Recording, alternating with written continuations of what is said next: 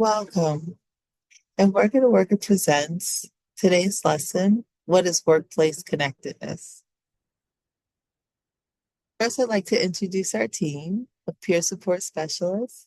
We have Denise Smith, Kathy Mead, Bai Kamara, Gail Chong Barber, Phyllis Isaac, and your host today and program coordinator, Khadija Villafana. So, a deeper look into workplace connectedness. Connection in the workplace is the feeling of being a part of a community, engaged in something bigger than any one person. There's a sense of belonging to the organization and the people around you. There's a deep sense not only of social camaraderie, but of kinship, shared culture, values, customers, and mission. When employees feel a deep, strong connection, they are more likely to extend extra energy for one another, give more to the job, and be more positive in the things they say, both at work and away from it. They're more likely to extend extra effort, attention, and quality to detail, and the morale can go up. Now I'd like to pass it over to Denise. She's a DCF retired employee, and she'd like to give you some of her experience with workplace connectedness. Hi, I'm Denise Smith. I worked in Camden for the first 23 years of my DIFUS career. And one of my early supervisors instilled in me my commitment and love for the families we serve. He did it by example. He showed staff respect and had an open door policy. At the time, there was only one office in Camden, but he included everybody in the planning and creation of 4 offices. He welcomed input from staff on any issue. He was dedicated to the families we serve and showed it by being innovative in how the office is set up. He never lost his drive to give our families the best service. He used our missteps to make us better workers. Staff always felt appreciated and understood. Even if you work through, he might call you and say he was available for a buddy. And it didn't matter what time you call, he would go out with you. But because he was a bad luck charm, we did a lot of emergency removals when he was there. He believed that you should never ask others to do something you haven't done. I learned so much from him about how to motivate staff. I tried to take the lessons I learned to every position I've held. He did so much to develop my confidence in myself and my ability to make decisions. He and others that I worked with over my 36-year career had added to my professional development and commitment. Even the toughest boss, who, before I entered her office every day, I would say a little prayer. That's how scared I was of her, and so was everybody else. But she toughened me up, and we ended up having a good working relationship because we both discovered my strength was my passion for the work. I use my passion for my work as I speak with callers now at Worker2Worker. I try to encourage them to practice self care, self love, and compassion, and make them realize they have an ability to advocate for themselves and to set boundaries. This helps them to manage the stress of the job. To me, it's simple to develop a team of committed people.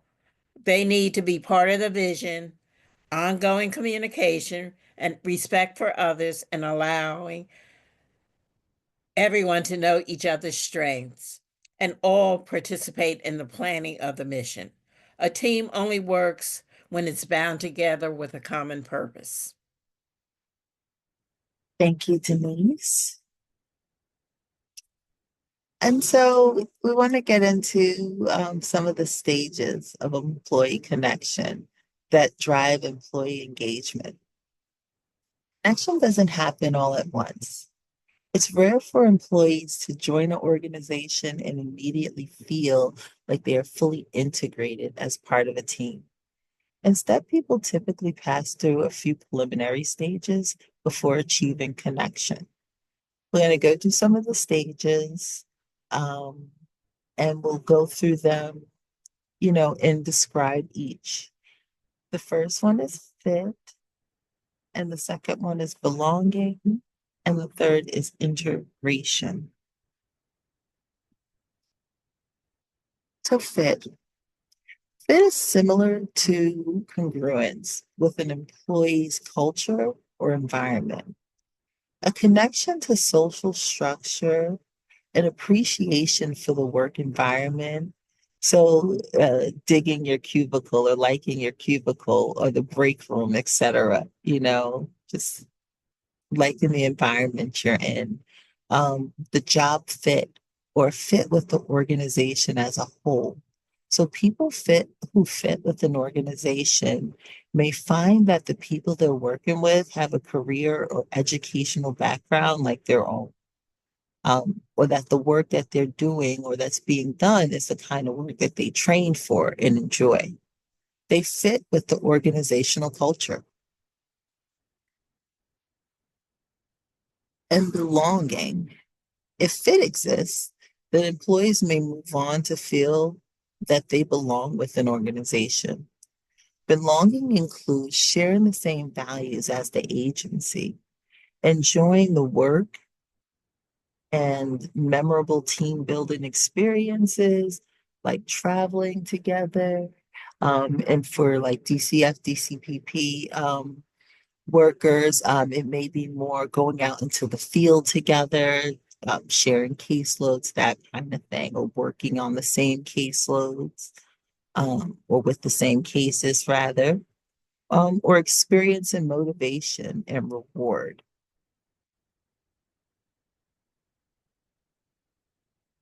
Then integration. Once employees feel that they belong, they become an integral part of the department culture. Rather than being just a part of an organization, the agency is a part of who they are.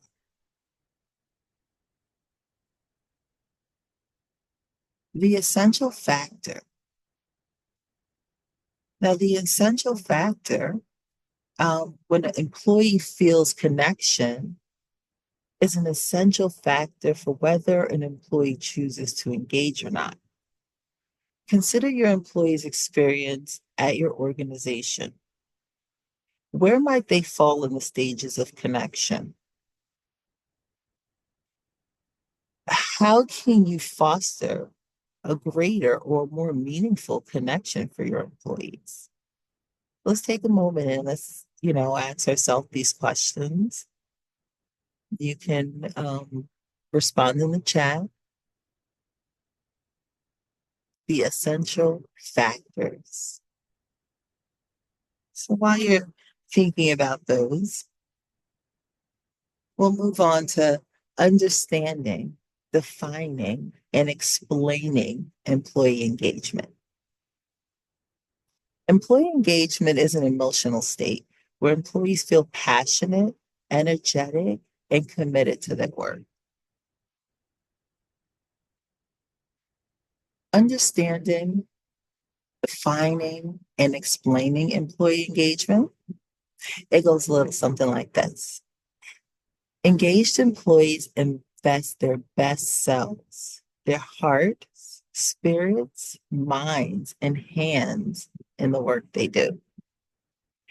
Engaged employees go beyond the minimum, contributing their hearts, their spirits, their minds, and hands to the work they do. Leaders recognize them as thriving contributors, creating a workplace culture that fosters dedication and surpasses expectation. Employee engagement thrives on emotional connection, subsequent action, and without either element, true engagement falters. Engaging employees demand emotional involvement and active participation and meaningful advancement within the organization. So, not just about the job that we're doing, but also about knowing that these are people doing the job and that the people that are doing the job are investing parts of their, you know, minds, their hearts, their spirits, their souls, their hands into their work. And so compassion, empathy, and support is what we want to give back to them. We want to be encouraging and growing, our employees to doing the things that they love, but also supporting them when the job gets stressful. How does employee engagement differ from the employee experience? Where does employee engagement come from? Employee engagement and employee experience differ. And one, that one is a cause or experience, and the other is engagement, as in a result. Engagement comes from a thriving employee experience, alignment of a core value, mission, and purpose within the employee experience. Cultivate engaged employees at all organizational levels. When these elements harmonize, fostering a workplace environment supportive of engagement, employees tend to be passionately committed contributors. And here's Kathy. Kathy's going to give you experience with workplace connectedness. Thank you, Khadija. I guess no matter where you are when you begin working for the division, the work changes you. Maybe you were idealistic. You wanted to help children and families. Maybe you were pragmatic and needed a job, and this was the job available. But whatever the case, meeting the families changes you and how you encounter them going forward. Sometimes you have work in the agency that aligns with what you believe, your values, your interests. In my case, I had a personal interest in adoption, and I found myself doing this work. Um, I was talking to people about all sorts of things that may have been part of their lives, talking to parents who were addicted and living on the street who were suddenly excited sixth graders when they started telling me stories about running track and their coach and which events you know were her signature events. I had a lot of challenges in terms of trying to be resourceful and figure out how kids could be with their siblings in forever homes.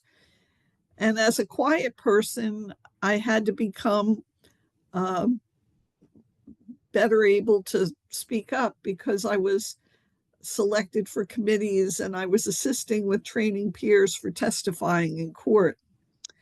The children I worked with had special needs, lives that were complicated by illness and injury and challenges from being drug exposed or premature or physically compromised. In the early days of HIV, when the likely outcome was not survival, I placed border babies, which were infants who had spent their short lives in hospitals because no one wanted to care for them, with specially trained resource parents and help for health related and final expenses. They found homes and love. And even though their lives may have been short, they lived them in ways that were more humane. When I served as a monitor for the HIV quilt, when it came to the Atlantic City Convention Center, it made me understand that I was part of something larger.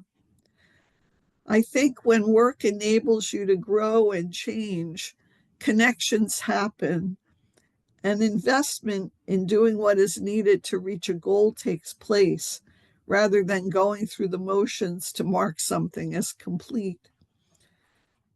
What are you bringing to this family? What do they hope to gain from your involvement? And what are you hoping to learn? I think these questions are ones that are worth answering when you're doing the work, regardless of what part of the agency you're in. Thank you. Thank you, Kathy. Okay. And so now we're going to talk about, you know, what harnesses engagement, what kind of foundations it, right? What's the foundation for it? So to harness engagement, it kind of gives power.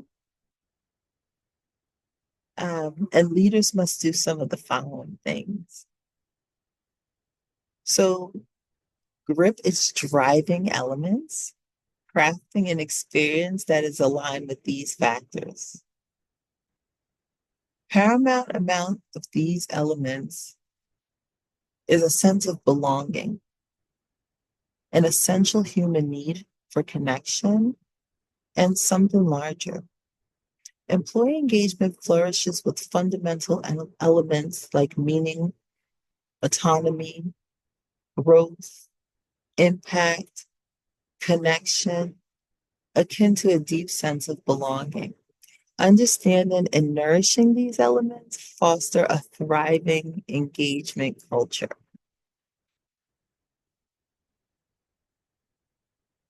So, as leaders, we cultivate a sense of belonging through culture and experience.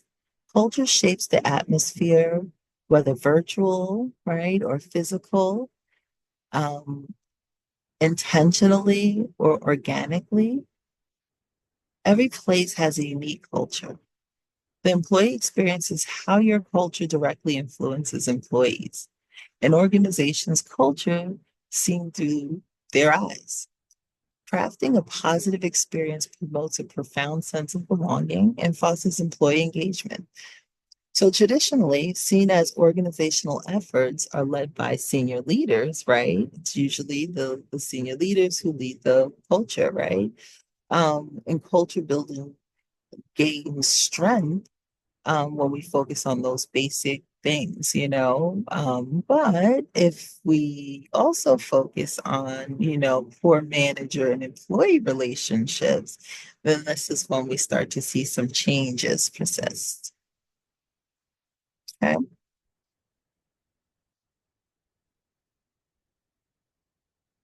So traditionally seen as an organizational effort led by senior leaders, right? Culture building gains strength when focused on the basic core manager-employee relationships. An organization leader-driven experience, or an LDX, lives and either flourishes or stagnates at this key intersection. Effective LDX, or leadership driven experience, is where managers ensure each team member has a purpose, path, and a place within an organization. Um, so a leader-driven experience, or an LDX, is pivotal in fostering a robust employee experience and enhanced engagement. So if we want to break that down a little bit, we kind of want to start to, hone in on or let people hone in on their strengths, right? The things that they do well, as well as, identify limitations. So not focus on limitations, right? But identifying them so that we can point out areas that are, needed for growth, or we can kind of shift it a little bit to see, how the individual feels about their level of comfort in those areas, right? So there's a lot to be said and a lot to be done when we work together and we, grow together as well.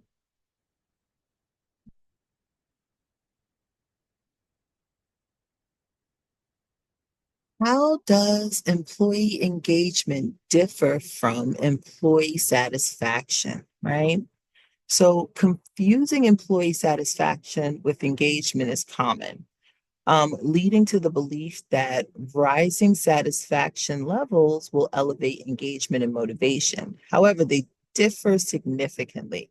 Job satisfaction operates on transactional terms, right? Where workers, they work, and expect basic accommodations in exchange for their contributions, right? It's a continuity, or a manual investment of essentials, right? Compensation, tools, safety, communication, respect.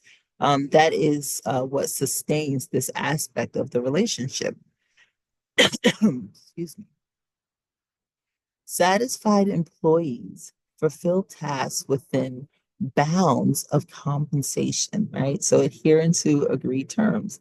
Job satisfaction aids retention and lowers turnover, but it doesn't guarantee loyalty when employees are presented with other opportunities.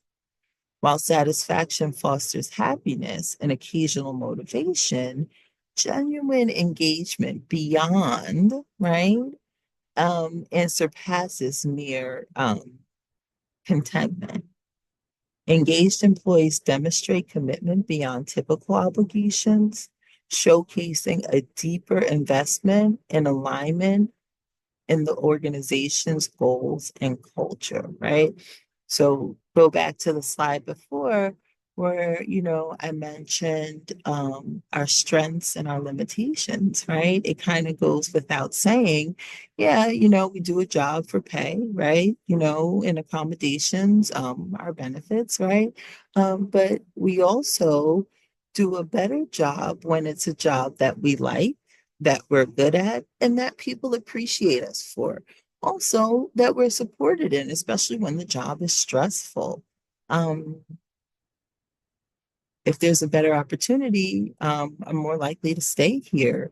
If there's growth and there's support in my current role, versus, looking for opportunities outside of the current organization.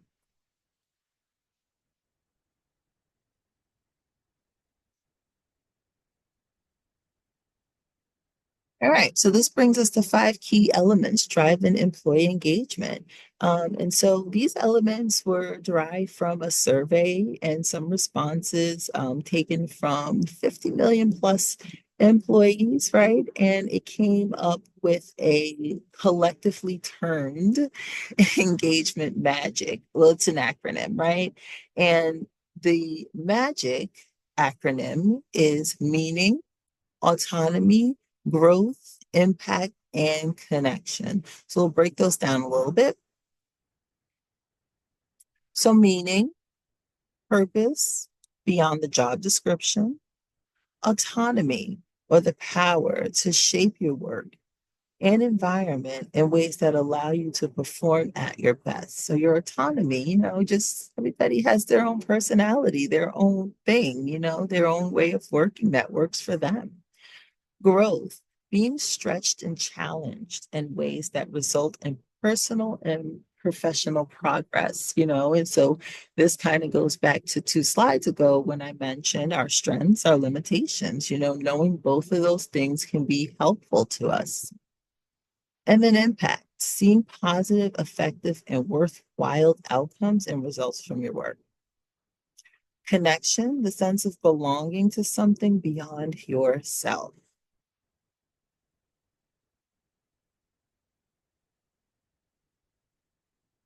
And then this brings us to Bai, and Bai is also a former DCF employee, and he's going to give you some of his personal experience. Thank you, Khadija.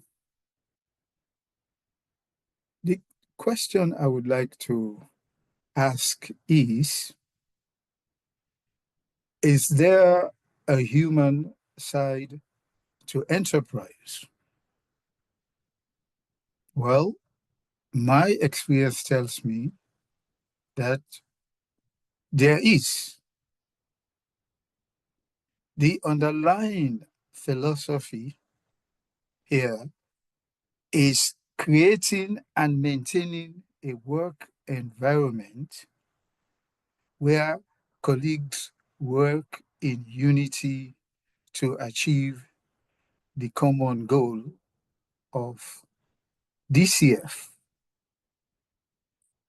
My experience working as a case load carrying worker tells me management style is key to success.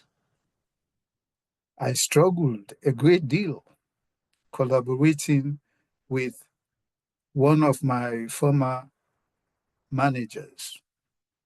However, it has not always been doom and gloom.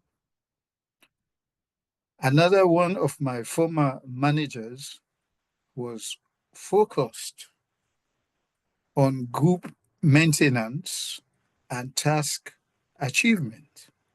Our unit became the attraction of the office. Everyone in the local office wanted to be in her team. My stories and experiences help to demonstrate that managers who understand that humans are intrinsically motivated will always succeed in keeping workers and achieving the corporate goal. Also, my hope is management and everybody involved will take this into a good path. I thank you all very much. Thank you. Bye. All right. And so I appreciate everyone who shared their personal experiences.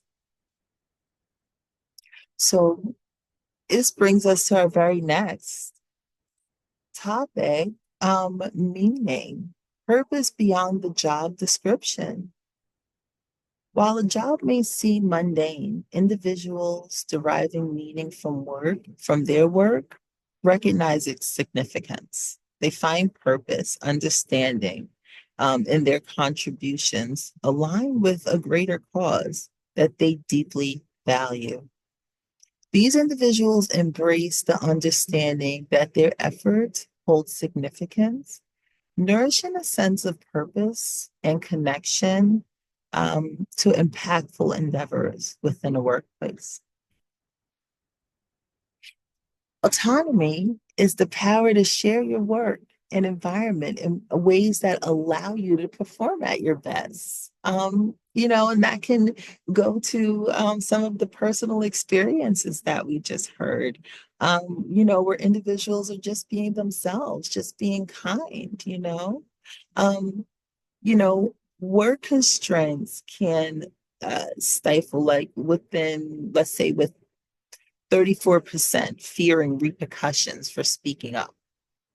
So autonomy isn't a lack of rules, but understanding boundaries while fostering freedom to excel. Within these perimeters, creativity, innovation, and passion thrive. Empowering employees to operate within defined guidelines nurtures creativity, driving increased productivity and commitment to the exceptional outcomes.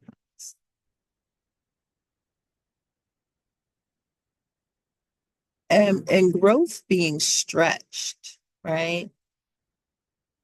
And the challenged in ways that will result in personal growth and professional progress, right?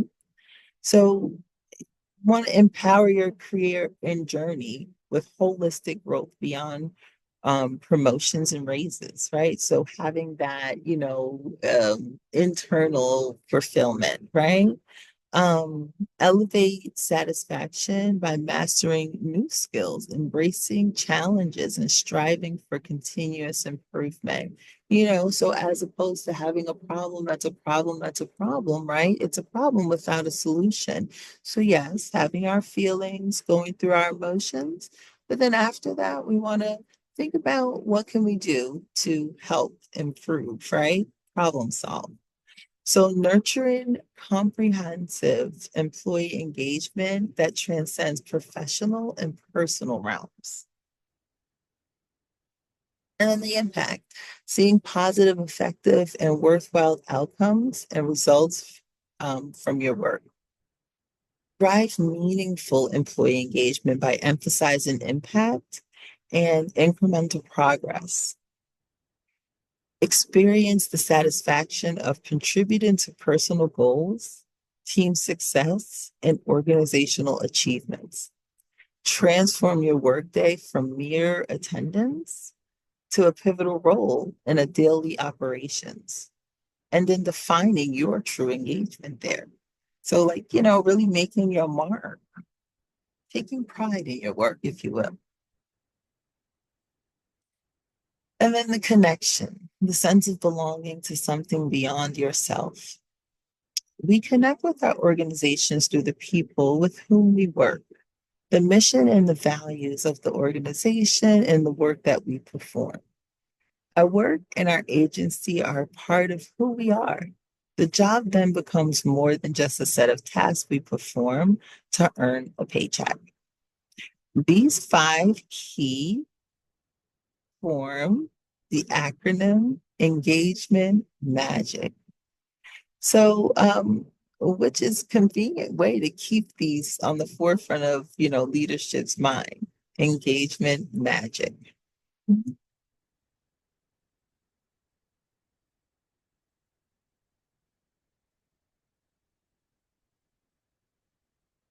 And so, some ways that we can measure employee engagement and some techniques and some methods, right? So, in order to elevate your organization's performance through a dedicated focus on understanding and improving the factors that drive employee engagement.